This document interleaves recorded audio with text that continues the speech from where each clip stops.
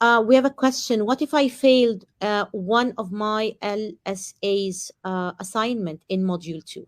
Yes, very good question. And in fact, that often happens with the first one, okay? Because you've never had to teach or you've never had to do these essays in that way. So, for example, you'll get a grade for your essay and you'll get a grade for your lesson, and you have to pass both of them. Okay. If, for example, you got like a merit in your essay and a pass in your lesson, the overall grade would be a pass because the lesson always outweighs the essay, if that makes sense. Yeah. Yeah. And because it's a very, very new way of doing things, and usually what I try and do with a pre-course task is get people to write an essay just to see what it's like.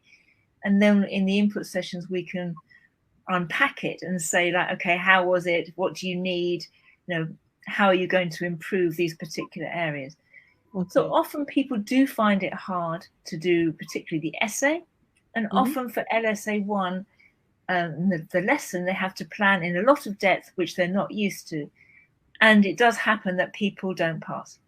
However, there's always, this is the good part. So you need to pass one systems LSA and you need to pass one skills LSA. Okay. And one of them has to be LSA 4. Okay. So for example, which is assessed one. Which is they're all assessed, but this is externally assessed. Yeah. Okay. Yeah. So, for example, I know people who have not passed 2 of them, but passed the 3rd one, and they've passed the external one, LSA 3 and LSA 4, and they've passed the course. Okay.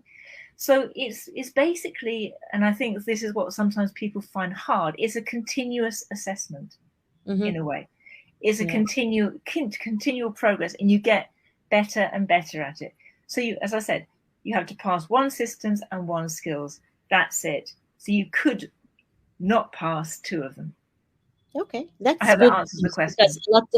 Because a lot of I think a lot of the trainees worry once they fail one of their assignments and they feel it's the end of their Delta module 2, and they worry about the assessor coming and finding in their portfolio that they have not passed, when it is only a learning experience for them to look into the action points and to work on the other assignments based on it is slightly different, because basically the assessor for LSA 4 only sees an external assessor. You don't know them. They don't talk to you. They maybe say hello and that's it, right? It's very strange. They only look at that lesson. Only. They don't look at your portfolio, nothing. Your tutors, though, have your portfolio, LSA 1, 2, and 3. They write a report at the end, which they send to Cambridge, and then Cambridge sees the internal report, your tutor's report, and then they see the external assessor's report for LSA 4, and they match the 2. Okay. And then Cambridge are the ones that give the grades. Normally, the grade that the centre gives is usually, or the grade that the assessor gives is usually the one, but it depends. Yeah. So that's how it works. And I think you're right. That whole idea of thinking, oh, if I don't pass, it's terrible. And we don't expect you to pass, but it's a different way of looking at things. So if you don't pass the first one, then it's just how to improve for the next one. Okay.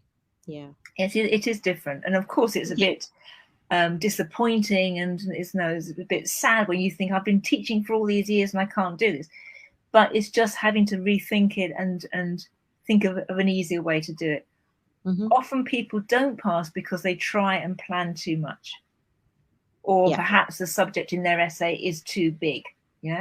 So again, obviously after your LSAs, then you have a tutorial with your tutor, and they go through and think about ways that you can improve and the best steps for you. Yeah. Okay, so